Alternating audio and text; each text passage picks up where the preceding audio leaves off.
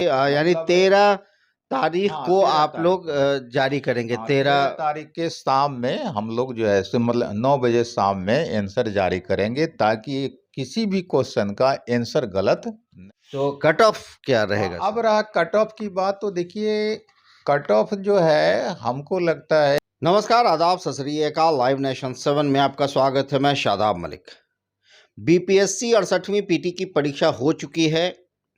Result की भी जो संभावित तारीख है वो आयोग के चेयरमैन ने अनाउंस एक तरह से कर दिया है कि किस तारीख को बीपीएससी का रिजल्ट आ जाएगा, कब मेंस होगा, कब इंटरव्यू होगा, कब फाइनली रिजल्ट को जारी कर दिया जाएगा। मगर उससे पहले अभी ये जानना फिलहाल ज़रूरी है कि किस तरह के प्रश्न थे, किस सेक्शन से, किस सब्जेक्ट से कितने प्रश्न पूछे गए, और जो सबसे अहम है, जिसका आपको सबसे बेसब्री से इंतज़ार है, वो है कि कट ऑफ की क्या संभावना है इस बार के बीपीएससी की, जबकि पैटर्न में काफ़ी कुछ बदला गया है। हमारे साथ मौजूद हैं समीर सर। हम उनसे बात करते हैं और जानने की कोशिश करते हैं इन सारी चीज़ों को और प्रश्नों के नेचर को। सर, लाइव नेशन 7 में आपका स्वागत है। धन्यवाद। सर, सबसे पहले तो ये जानना ज़रूरी है कि किस सेक्शन से कितना प्रश्न पूछा गया है और किस तरह से डिफरेंस रहा पिछली परीक्षाओं का, पीटी का, और अभी जो 68वीं हुई। देखिए, ये क्वेश्चन जो पूछने का अनुपात रहा है वो पहले का ही अनुपात है, बहुत ज़्यादा चेंज नहीं है मोटे तौर पर। लेकिन अगर हम देखें कि जो है किस सेक्शन से कितना क्वेश्चन पूछा गया, तो हिस्ट्री से टोटल 35 क्वेश्चन, 35 क्वेश्चन पूछा गया। अब इस 35 क्वेश्चन में से 10 क्वेश्चन बिहार से संबंधित है और 5 क्वेश्चन प्राचीन भारत से है, 5 क्वेश्चन आपको मध्यकालीन भारत से है और आधुनिक भारत से 15 क्वेश्चन है। लेकिन अगर इस ये जो 35 क्वेश्चन पूछा गया, अगर इसका विश्लेषण करके देखिए, तो 10 क्वेश्चन जो बिहार से पूछा गया है, वो 10 क्वेश्चन राष्ट्रीय आंदोलन में बिहार का योगदान का जो सेक्शन है, वहीं से 10 क्वेश्चन है, एंशिएंट और मिडावल से नहीं है।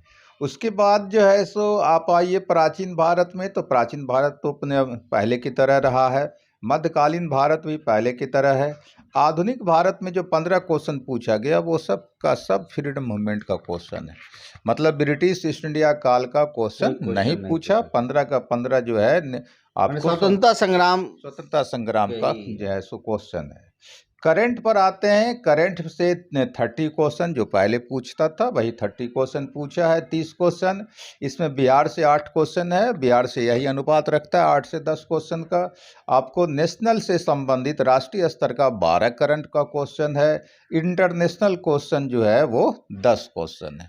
तो यहाँ पर आप देखिए, लड़के को ये देख लेना होगा कि इंटरनेशनल को भी आप छांट करके नहीं चल सकते हैं। 10 क्वेश्चन अंतर्राष्ट्रीय स्तर का है, तो 12 क्वेश्चन राष्ट्रीय स्तर का है और 8 क्वेश्चन बिहार राज्य स्तर का।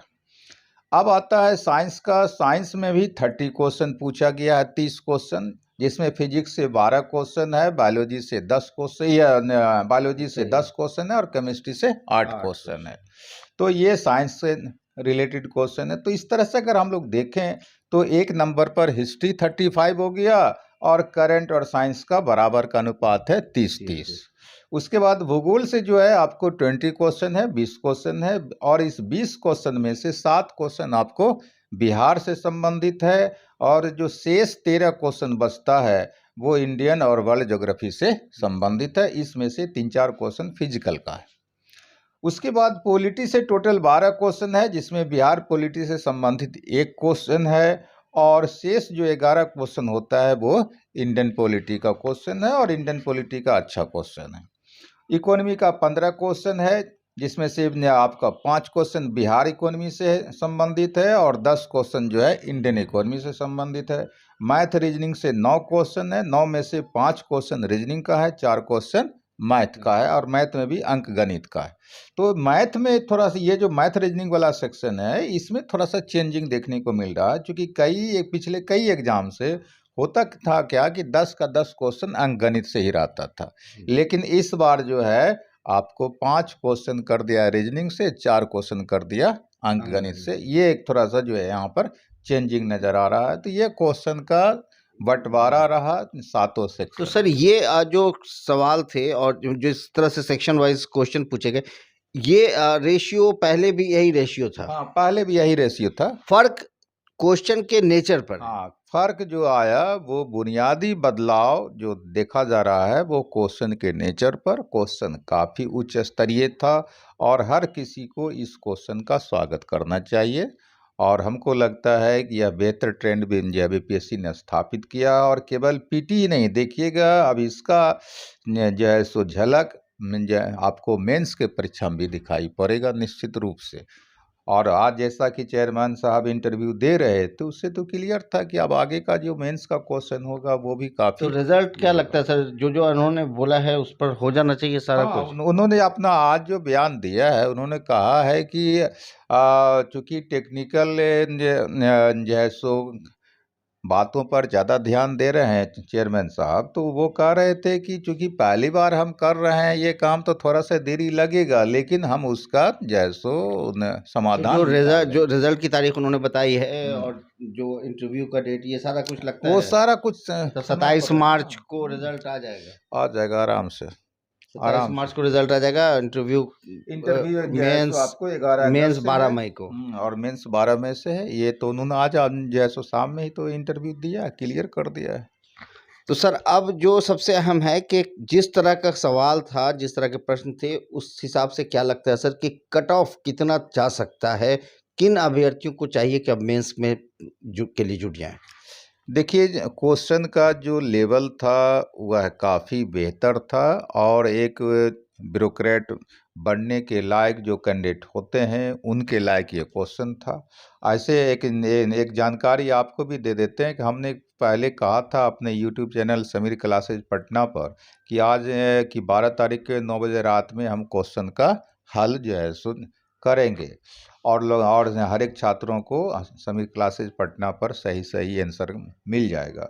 लेकिन क्वेश्चन का नेचर देखने के बाद हमको भी और हमारे जो सहयोगी शिक्षकगण हैं उनको भी जैसो ये लगा कि नहीं, इतना जल्दबाजी में आंसर बताने का मतलब है कि कहीं न कहीं गलती हो जाना। मतलब आप लोग जो शिक्षक हैं, जो 30 साल का आपके पास तजुर्बा है पढ़ाने का, उसके बावजूद लगा कि एक बार रिवीजन या एक बार कहें कि उसको निश्चित रूप से ध्यान दे देना चाहिए। निश्चित रूप से देखिए है क्या, अब मान लीजिए अपने आप को फास्ट साबित करने के लिए तो जैसो आप कुछ भी आंसर बोल दीजिए, बिल्कुल। वो अलग बात है। लेकिन सवाल है कि यहाँ पर लड़कों के करियर का सवाल होता है, ज़िंदगी का सवाल होता है। एक एक मार्क से लड़के फेल होते हैं और पास होते हैं। अगर मान लीजिए कि हमारे कहने से कोई एक क्वेश्चन का आंसर गलत हो जाता है तो हज़ारों लड़के प्रभावित हो सकते हैं।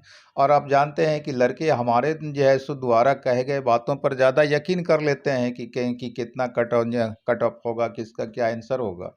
तो इसलिए हम और हमारे सहयोगियों ने यह तय किया में हम लोग आंसर जारी करेंगे, ताकि हर एक सेक्शन के हर एक प्रश्न पर आज और कल जो बोल रहे हैं सर, तो ये यानी मतलब 13 तारीख हाँ, को 13 आप तारीख लोग को। जारी करेंगे? हाँ, 13 13 तारीख के शाम में हम लोग जो है सो मतलब 9 बजे शाम में आंसर जारी करेंगे, ताकि किसी भी क्वेश्चन का आंसर गलत नहीं हो।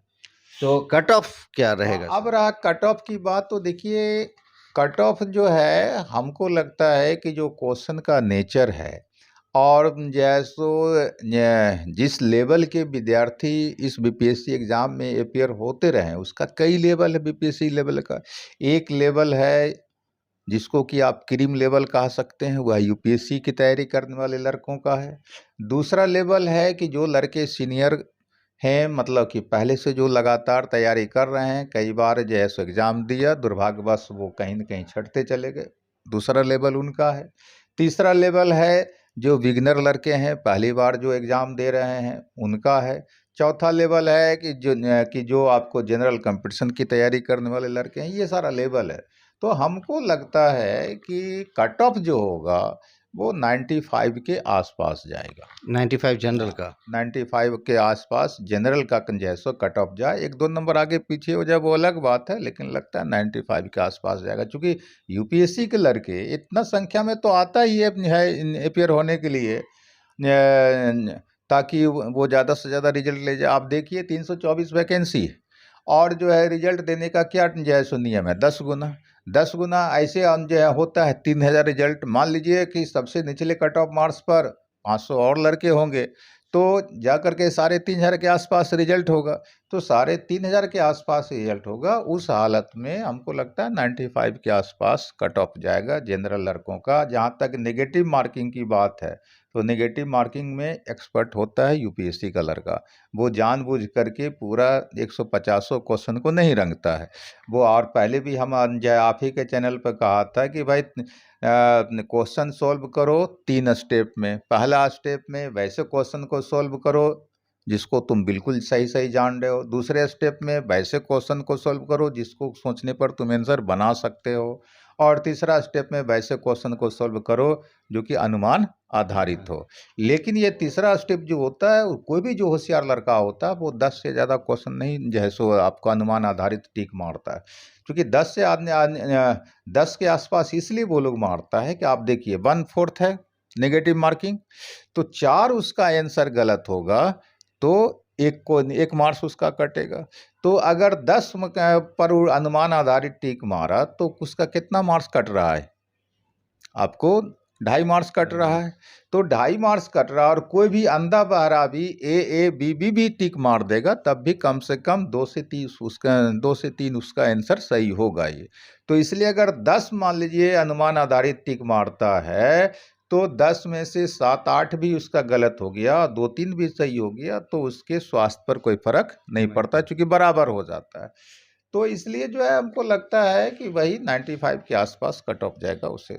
चलिए, तो 27 मार्च जो एक्सपेक्टेड तारीख है बीपीएससी 68वीं पीटी के रिजल्ट की, उस दिन ये फैसला होगा कि कट ऑफ क्या होगा। मगर जो समीर सर ने बताया है वो है 95 के आसपास, यानी 95 नंबर जिन अभ्यर्थियों का आ रहा है वो अभ्यर्थी मेंस की तैयारी में जुट सकते हैं। वो अपने आप को इस तरह मान सकते हैं कि वो अब मेंस की तैयारी कर सकते हैं। अब देखना है, इंतज़ार है 27 मार्च का। मगर उन अभ्यर्थियों को इंतज़ार करने की ज़रूरत नहीं जो 95 से अधिक मार्क्स स्कोर करने की उम्मीद रखते हैं। तो वो मेंस की तैयारी में जुट जाएं, लग जाएं, भिड़ जाएं। फिलहाल हमें इजाज़त दीजिए, हम फिर मिलेंगे, तब तक के लिए धन्यवाद।